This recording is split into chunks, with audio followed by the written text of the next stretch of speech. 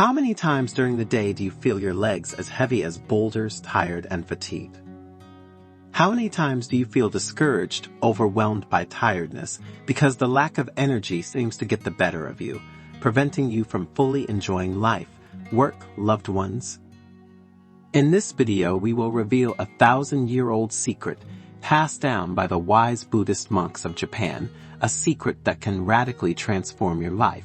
Together, we will discover the hidden power of food, not only as nourishment, but as a true natural medicine, capable of regenerating your legs, giving you back lost energy, and making you feel light and vital again.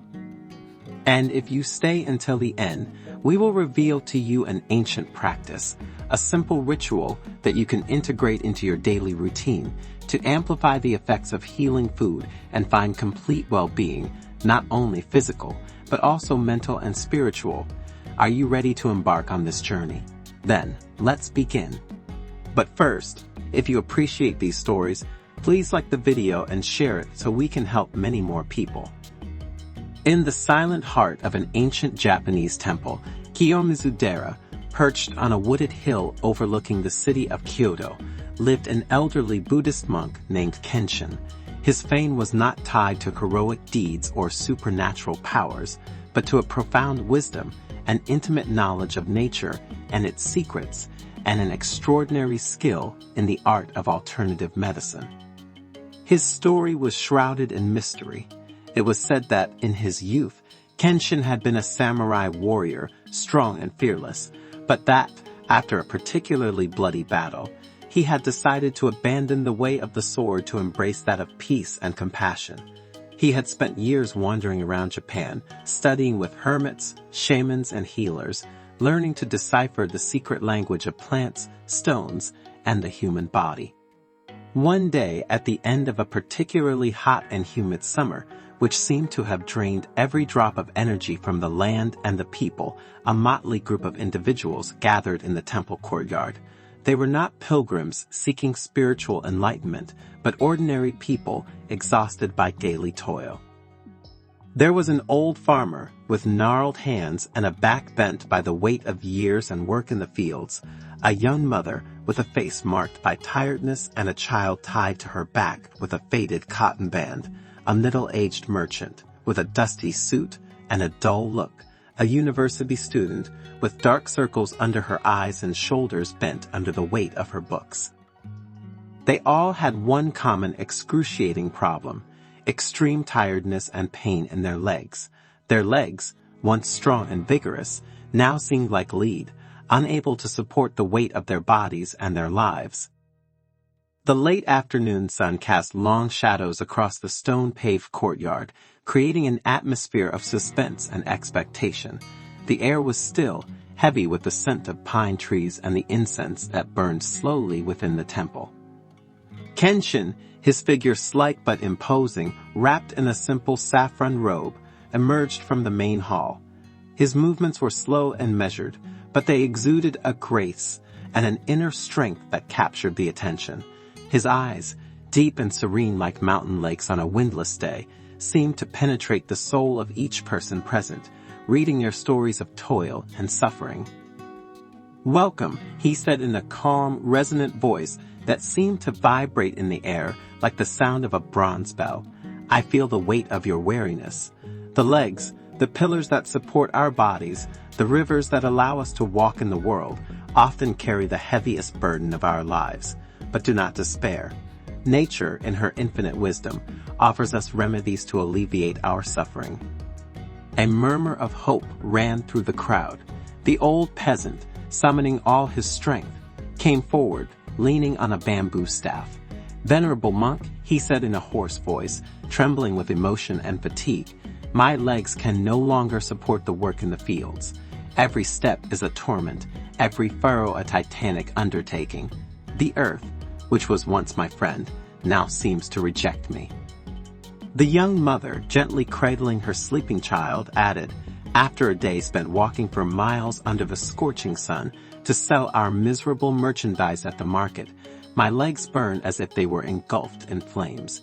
In the evening, I can't even stand up to prepare dinner for my family." Kenshin listened patiently, nodding every now and then, a look of deep compassion on his face. His gaze was not judgmental, not pitying, but offering silent support, a silent promise of help. When everyone had finished speaking, he raised a hand, calling for silence. His gesture was slow, but it carried a natural authority that brooked no reply. Ancient wisdom, he began, his voice filling the courtyard, teaches us that the human body is a microcosm, a reflection of the entire universe. Every organ, every cell, every breath is connected to the others, and to the life energy that permeates everything. Food, then, is not just a collection of nutrients, but a sacred offering that we present to our inner temple. But not all foods are the same. Some nourish and invigorate, like a mountain stream that quenches the thirst of arid land. Others weigh down and weaken, like a stagnant pool of putrid water. A palpable aura of anticipation spread through the crowd. Everyone was eager to discover the secret, the magic formula, the miraculous food that could alleviate their suffering and restore their lost strength. Kenshin sat cross-legged on a meditation cushion, inviting the others to do the same. The courtyard, in a few moments, transformed into an improvised zendo, a place of silence and listening. Today, he said, his voice now lower, almost a whisper, I will tell you about the food that can help you regain strength and lightness in your legs in 12 hours. It is not an empty promise. It is not illusory magic, but a combination of ancient wisdom, passed down from generation to generation, and a profound knowledge of nature and its rhythms. He picked up a polished wooden bowl, intricately carved with floral motifs, and inside it was a single perfect grain of brown rice. He lifted it delicately between his fingers, displaying it to the crowd like a precious jewel. This, he said, is the symbol of simplicity and wholeness, of quiet strength and enduring vitality. Brown rice, unrefined, not stripped of its precious bran and germ, retains all its vital nutrients. It is a complex carbohydrate, which means it releases its energy slowly, gradually, nourishing your legs for hours, without the sudden peaks and troughs of refined sugar, which is like a flash in the pan, intense but brief. A woman who looked like a college student, with glasses perched on her nose and a notebook in her hands, timidly raised her hand. Master, she asked in a hesitant voice, I've heard that carbohydrates make you fat. Wouldn't it be better to avoid them? Kenshin smiled gently, a smile that lit up his wrinkled face and gave him an air of youth. It is true that too much of anything, even the purest water, can be harmful, he replied. But complex carbohydrates, such as those found in brown rice, quinoa, and oats, are the primary fuel for our muscles, the engines that allow us to move, to work, to live. When consumed in moderation and combined with other nutritious foods, they are essential to the strength, stamina, and vitality of our legs. Then he took a smaller bowl of glazed earthenware containing a handful of red lentils, small and bright as gems. These, he continued, are legumes, an extraordinary source of vegetable protein.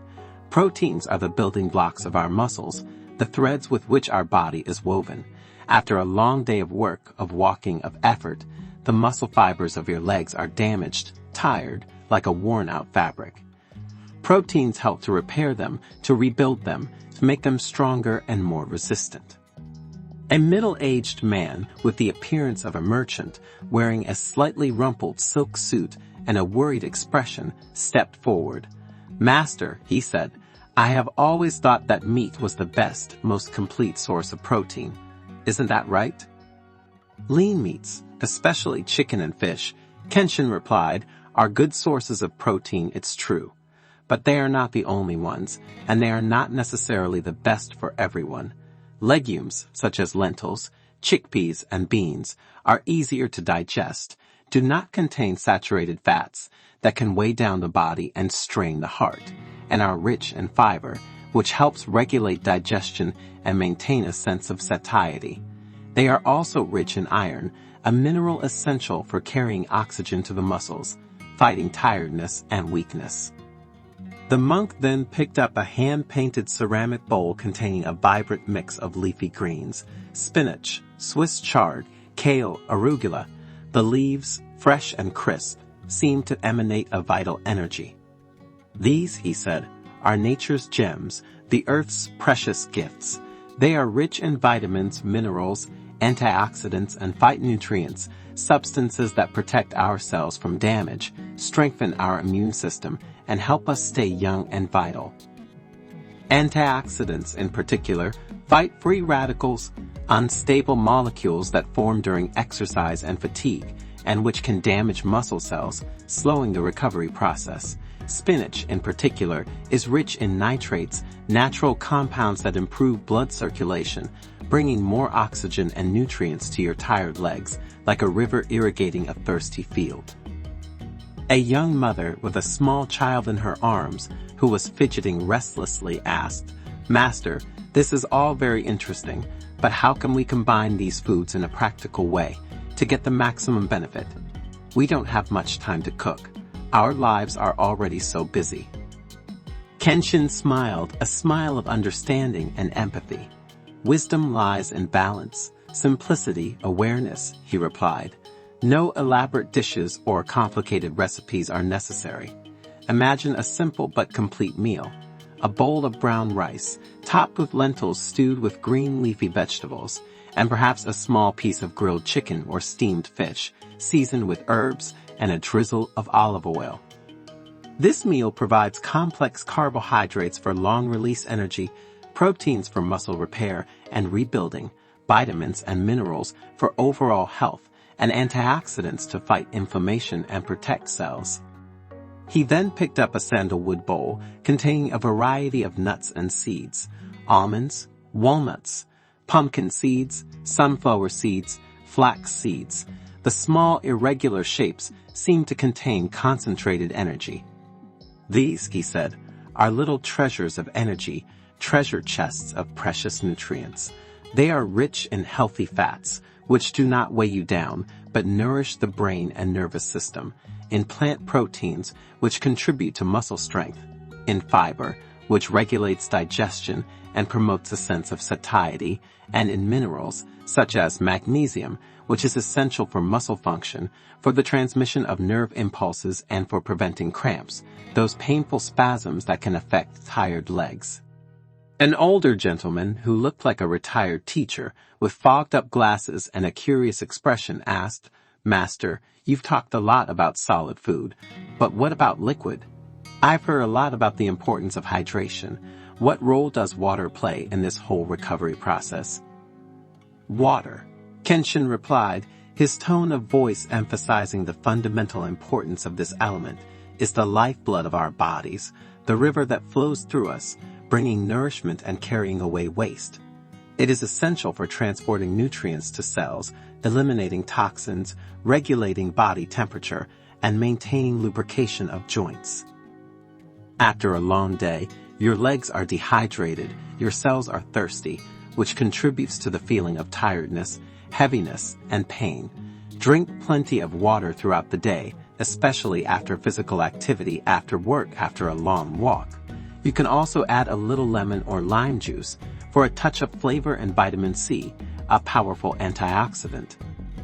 Kenshin then picked up a bowl containing a fresh, knobby, fragrant ginger root.